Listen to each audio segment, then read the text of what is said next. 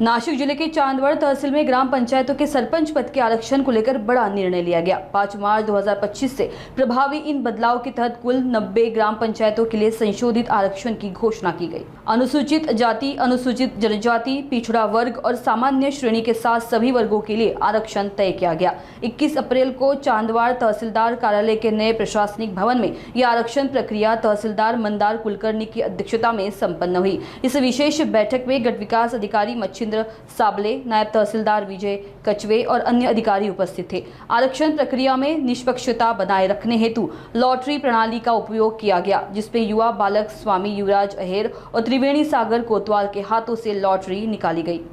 चांदवड तालुक्यातील 90 ग्रामपंचायतीच्या सरपंच पदाचे आरक्षण आजवर जाहीर करण्यात आले।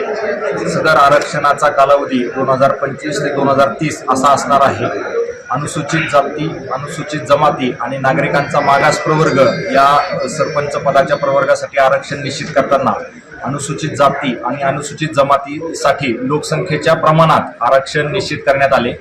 असं आरक्षण निश्चित करताना ज्या ग्रामपंचायतींना यापूर्वी एकदाही अनुसूचित जाती किंवा अनुसूचित जमाती किंवा नागरिकांचा मागास प्रवर्ग याचं आरक्षण मिळालेलं नाहीये, त्या ग्रामपंचायती प्रथम निश्चित करण्यात आल्या।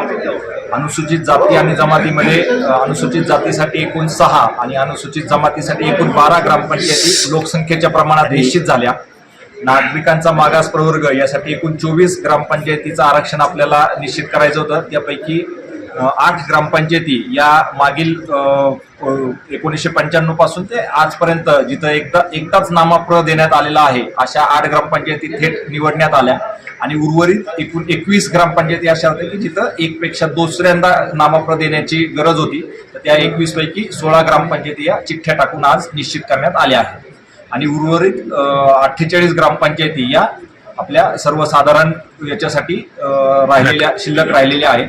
यापैकी आता 50% महिला आरक्षणाचं कामकाज 24 एप्रिल रोजी माननीय उपविभागीय अधिकारी यांच्या अध्यक्षतेखाली इथं पूर्ण करण्यात येईल। लहान मुलांच्या हस्ते चिठ्ठ्या काढताना नागरिकांचा मागास प्रवर्ग याच्यासाठी आपल्याला 24 ग्रामपंचायती निवडायच्या होत्या। त्यापैकी 8 ग्रामपंचायती आपल्या बाय डिफॉल्ट निवडल्या गेल्या होत्या की जिथं आरक्षण आपल्याला एकदाच दिलं गेलं होतं आणि त्या 2005 पर्यंतचं ते आरक्षण होतं। त्याच्यानंतर तिथं नामप्रचं आरक्षण नव्हतं। 2005 नंतरच्या 21 ग्रामपंचायती अशा होत्या की जिथं दुसऱ्यांदा नामप्र आपल्याला देणं आवश्यक होतं। त्यापैकी 16 आपल्याला चिठ्ठ्या काढायच्या होत्या।